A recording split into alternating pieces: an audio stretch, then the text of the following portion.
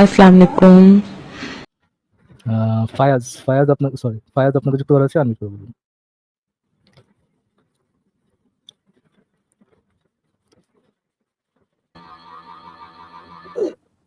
জি ভাই।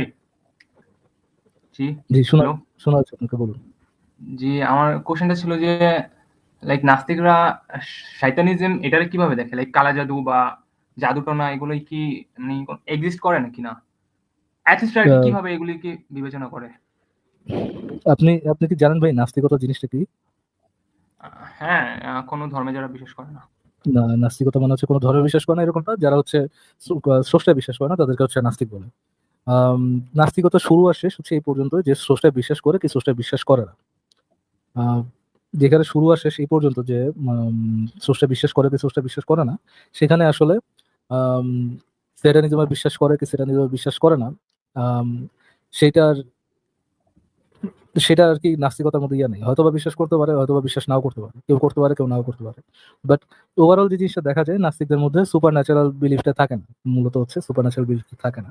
And then এরপরে আপনার জানতে হবে যে সেডানিজম বলতে কি বোঝাচ্ছেন। হ্যাঁ, সেডানিজম বলতে কি আপনি লিটারাল এক্সিস্টেন্স অফ সেটান মানেন কিনা। আহ, অনেক সেটানিস্ট আছে যারা লিটারাল এক্সিস্টেন্স অফ সেটান মানে না, বাট বাট এটা একটা রূপক অর্থে তারা সেটানিজমের ইয়ে করে, না লাইক ফলোয়ার্স আছে। ব্লাক ম্যাজিক এগুলো আরকি। কোন ব্ল্যাক ম্যাজিকে কোন একজন নাস্তিক বিশ্বাস করতে পারে, কোন একজন নাস্তিক নাও বিশ্বাস করতে পারে, এটার সাথে নাস্তিকতার অ্যাকচুয়ালি কোনো সম্পর্ক নেই। বুঝতে পারছেন?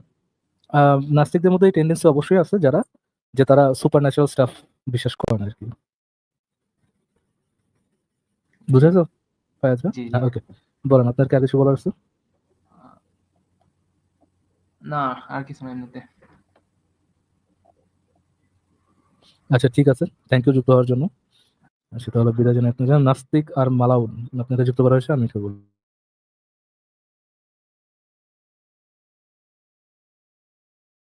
ও আচ্ছা, সরি, আপনার মূল নাম তো নাস্তিক আর মালাউন না, নাস্তিক আর মালাউন হিন্দুগো কোপামু।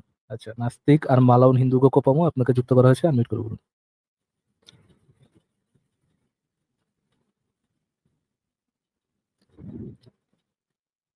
এই নামটাই দেখাইতে আসছিলেন, এটা কোনো কথা? আচ্ছা, হাইজেনবার্গ আপনাকে যুক্ত করা হয়েছে, আমি বলুন। হ্যাঁ, ফারাজ ভাই শোনা যাচ্ছে? জি ভাই, শোনা যাচ্ছে, বলুন। না ওই পশ্চিমবঙ্গের বা কলকাতার একজন যুক্ত হইলো যে, তো ওনার সাথে ভাবছি একটু কথা বলবো আরকি। তো হ্যাঁ, ও আচ্ছা আচ্ছা আচ্ছা। উনি তো ধরেন কিন- খুবই ইন্টারাপ্ট করতেছিল এবং খুবই অ্যানোয়িং আরকি। হ্যাঁ, কলিকাতার ভাইয়া তো মনে হয়নি যে কনভারসেশনের জন্য আসছেন। কলিকাতার ভাইয়ার কথা শুনে মনে হলো যে তিনি অ্যাকচুয়ালি বয়ান দিতে আসছেন। তো অ্যাকচুয়ালি বয়ানবাজির জায়গা তো আসলে এটা না, কনভারসেশনের জায়গা। তো কনভারসেশনের জায়গায় তো বয়ানবাজি শোনার ইচ্ছা থাকে না। এই জন্য বললাম আর কি যে ভাই আপনি রেকর্ড করে পাঠাই দেন কলিকাতা থেকে, আমরা যদি সময় হয় তাহলে শুনে দিব আর কি। হুম। এই যে উনি তো তেলের কথা বলল। এই যে ইভেন কি পলিটিক্যাল যে ক্রাইসিস এখনকার ধরেন ওয়েস্টার্ন ওয়ার্লড আমি গুলাতে। আপনার একটা মজার কথা বলি। আমার সার্কেলের মধ্যে সিমিলার জিনিসটা কথা হচ্ছিল যে যেখানেই মুসলিম সংখ্যাগরিষ্ঠ সেখান থেকেই হচ্ছে অমুসলিমদের সংখ্যা কমে যায় কেন। তো আমি তাদেরকে বলেছিলাম যে এটার অ্যাকচুয়ালি দুইটা কারণ আছে, দুইটাই লেজিট কারণ আছে। একটা লেজিট কারণ হচ্ছে যে এইটা তো প্রতিষ্ঠিত একটা ফ্যাক্ট যে ইসলাম একটা সত্য ধর্ম। এটা তো, এটা নিয়ে তো দুনিয়ার কারো কোনো সন্দেহ নেই। এবং মুসলিম অমুসলিম সবাই তো এটা জানে ইসলাম সত্য ধর্ম। বিভিন্ন ধরনের সায়েন্টিস্ট, ফিলোসফার, এদের মধ্যে তো কোনো সন্দেহ নেই যে ইসলাম একমাত্র সত্য ধর্ম, রাইট? তো হুম, তারা তো একমত, হ্যাঁ, ইসলাম একমাত্র সত্য ধর্ম। এখন যখন একটা সোসাইটিতে যখন দেখবে যে আম, একদল মানুষ আছে যারা সত্য ধর্মের মধ্যেই আছে এবং এদের সংখ্যাটাই বাড়তেছে, তখন কি হবে? মানুষ সত্যটাকে ফলো করতে পছন্দ করে। ওই সময় যারা হচ্ছে অমুসলিম, যারা মিথ্যা ধর্ম জেনে শুনে মিথ্যা ধর্মের মধ্যে আছে, হুম, তারা, তাদের মধ্যে রিয়েলাইজেশন হয় যে আমাদেরকে সত্য ধর্মে যেতে হবে, এই জন্য তারা ইসলাম কবুল করে। আর যারা হচ্ছে জেনুইন ইসলামোফোব, জেনুইন হচ্ছে আপনার ইসলাম হেইটার, যারা সত্য ধর্মে মানে সত্য জানার পরও সত্যকে গ্রহণ করবে না, কোরআন হাদিসে যাদেরকে কাফের বলা হয়েছে, তারা কি করে ওই জায়গা থেকে ফ্লি করে চলে যায়। এই জন্যই হচ্ছে যারা যেখানে মুসলিম সংখ্যাগরিষ্ঠ সেখানে অমুসলিমরা ধীরে ধীরে ধীরে ধীরে হ্রাস পায় আর কি। তো আমার সার্কেলের তো ভাই মনে করেন মাথা মতো খারাপ। হ্যাঁ, এইভাবে তো ভেবে দেখিনি। মানে আপনি এমনভাবে কনফার্মেশন বায়াস খাওয়াইছেন মানে। আমি pretty much আমি pretty much sure সে সুন্দর মতো তার বন্ধু বান্ধবের কাছে যায়, তারা নিশ্চয়ই তাকে বন্ধু বান্ধবের কাছে যে একই বয়ান মারছে, আই সালা, আমি তো ভাই বাংলাদেশ থেকে কেন হিন্দু কমতেছে ভাই আপনি এটা তো বসে জাস্ট টিনের চশমাটা ভালো করে পরাই দিয়েছেন আর কি। ওইটা পরে যে হচ্ছে আর সবকিছু কি পোকা। তারপর আমার মনে হয় এই ভাই মনে হয় কিছু ধরেন ওই কমিউনিস্ট কিছু ক্লাস কনফ্লিক্ট বা ক্লাস সেগ্রিগেশন টাইপের কিছু একটা সে টোটকা খাইছে, তার হয়তো পাড়ার চায়ের দোকানে। তো সে হচ্ছে ওই এখন রিলিজিয়াস যে অ্যাসপেক্ট গুলো আছে সেগুলোকে সে কমপ্লিটলি ভাই ডিনাই এগুলা করে। ইয়েগুলা মানে নয়া নয়া কমিউনিস্টের কথা শুনলে বোঝা যায়। হ্যাঁ, তো সবার হুম, আগে হুম। যে তাদের ওয়েস্ট হেইট, পশ্চিমা হেইট্রেড তাদের, পশ্চিমা তাদের সাম্রাজ্যবাদ। ওই পশ্চিমা সাম্রাজ্যবাদের যে হেইট মনে হয় যে ইউরোপ হচ্ছে গিয়া পূর্বে, বুঝছেন? হুম।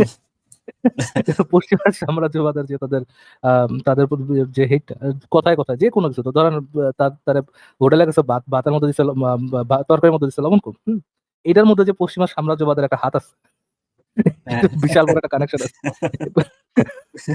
এখন ওরা এই ইস্ট জিনিসটা ইন্ডিয়া এরকম। কোম্পানিকে দেখে মানে স্বপ্নে, বুঝছেন? স্বপ্নে দেখলে যে ব্রিটিশ জাহাজ আসতেছে।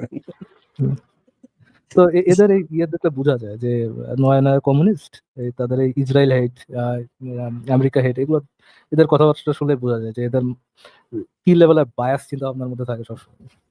এই যে আসিফ ভাই একটা উদাহরণ দিল, মানে ভেনেজুয়েলার একটা উদাহরণ দিল। ভেনেজুয়েলা সে দাবি করলো না যে এগুলো আসলে অয়েল রিলেটেড কনফ্লিক্ট মধ্যপ্রাচ্যে। মধ্যপ্রাচ্য নাকি বলা যাবে না, মধ্যপ্রাচ্য হচ্ছে পশ্চিমা দৃষ্টিভঙ্গি। মানে পশ্চিম থেকে আপনি যদি আরব পেনিনসুলাকে দেখেন তাহলে এটা তো মধ্যপ্রাচ্য হয় আর কি। তো ওইটাও নাকি বলা যাবে না, ওটা নাকি কলোনিয়ালিস্ট ল্যাঙ্গুয়েজ অনেক একজন বলল।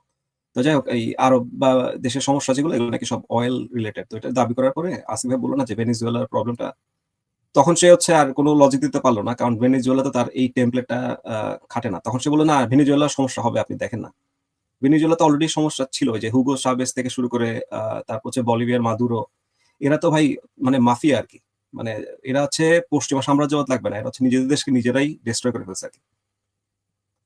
তো যাই হোক, মানে তার লজিক গুলো হচ্ছে মানে ওইটাই, মানে ক্লাস সেগ্রিগেশন, তেল, এই যে ইসলামের মধ্যে যে দারুল উলুম আর দারুল হারাম, মানে কাফেরদের দেশ হুম, ভার্সেস হুম, মুসলিমের হুম। দেশ, এই মুসলিমদের কনসেপ্ট দেশ, যে আছে সে মনে হয় কাফেরদের এই দেশ জিনিসটা। মুসলিমদের দেশ এরকম না, যে যে দেশে হচ্ছে আপনার জিহাদ চালানো যায়, আর যে দেশে জিহাদ চালানো যেটা হচ্ছে ইসলামিক এম্পায়ার খলিফার আন্ডারে, আর যে দেশে আপনার জিহাদ চালাতে পারবে না, ওই দুটার ডিস্টিংগুয়েশন আর কি। এক্স্যাক্টলি। আর আপনি যদি ওই মানে আমাদের উপমহাদেশের যদি সমস্যাগুলো দেখেন, আপনি দেখবেন যে উপমহাদেশের ইসলামী পন্থার একটা মানে বাইনারি ট্রানজিশন হয়েছে হচ্ছে আপনার এই খেলাফতি আন্দোলনের পর থেকে আর কি। মানে ওই হুম, 1920 বা ওই সময় যে খেলাফত আন্দোলনটা হুম, হয়েছিল, এরপর হচ্ছে একটা মুসলিম জাতীয়তাবাদের হুম। একটা রাইজ হয় আর কি। তো ওগুলাকে আচ্ছা। তো আপনি কোনো ধরনের ক্লাস সেগ্রিগেশনে ফালানো যায় না আর কি। তারপর ফিলিপিনের অবস্থা দেখেন, ফিলিপিনে তখন তেল নাই, কিন্তু হুম। ফিলিপিনের যে কিছুদিন আগে যে যুদ্ধটা হইলো, ওই যুদ্ধটা হয়েছে আপনার মানে আইসিস আর হচ্ছে ফিলিপিনি যে সামরিক বাহিনী ওদের মধ্যে। তো যাই হোক, সে তো কোনো কিছু হ্যাঁ যুক্তি ভাই, শুনলো না। যে ফিলিপিন, তারপর হচ্ছে আপনার থাইল্যান্ড, থাইল্যান্ডেও তো তারা যে ঝামেলা করতেছে। আম, হ্যাঁ, কোন দেশ আছে যে দেশ হচ্ছে ইসলাম মানে ইসলামিক ইয়ে বাড়তেছে, ইনফ্লুয়েন্স বাড়তেছে এবং সেই দেশটা শান্তিতে আছে, এমন কোন দেশ আছে? নাই তো, নাই। জেনুইনলি নাই। অ্যাপার্ট ফ্রম যদি তাদের যে যে তেলের কথা বললো, অ্যাপার্ট ফ্রম যদি তাদের বিশাল অ্যামাউন্ট অফ তেল থাকে, তাইলে হচ্ছে মনে করেন তেল মেল বেচে তারা হচ্ছে একটু এই যে কাতার, কুয়েত মুয়েত, এগুলো হচ্ছে ইউএই। একটু ইয়ে থাকে, ইউএই একটু একটু বেটার থাকে। এছাড়া তারা তাদের জ্ঞান বুদ্ধি গরিমা দিয়ে হচ্ছে গিয়ে ইয়ে হচ্ছে, ন্যাচারাল খনিজ পদার্থ না, তাদের জ্ঞান বুদ্ধি দিয়ে হচ্ছে গিয়ে তারা একটা ভালো রাষ্ট্র বানাতে পারছে। কই, বাঙালির কাছে আলাদা, বাঙালির কাছে হচ্ছে গিয়ে আফগানিস্তান তো মনে কর, ও আফগানিস্তানে যে টাকার মানটা বাড়ছে ভাই, কি ডেভেলপমেন্টটা করতেছে, আমাদের আমাদের মাদ্রাসা সব ভাইয়ারা যে একেবারে উন্নত কইরে শেষ করে ফেলাইছে।